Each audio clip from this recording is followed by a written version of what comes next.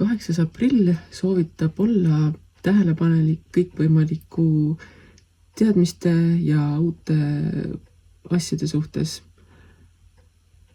8. aprill toob sinu ellu mõningaid sõnumeid, teadmisi, uudiseid ning ütleb sulle, et ole maailma suhtes tähelepanelik, vaata kõik läbi lapseliku uudishimu pilgu ning ära lase erinevatel asjadel endast niisama mööda minna.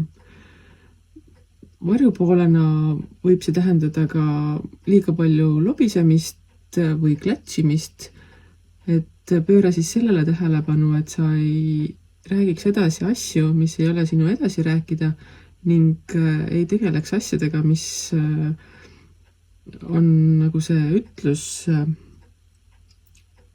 käega teeb või suuga teeb suure linna, käega ei kärbse pesagi.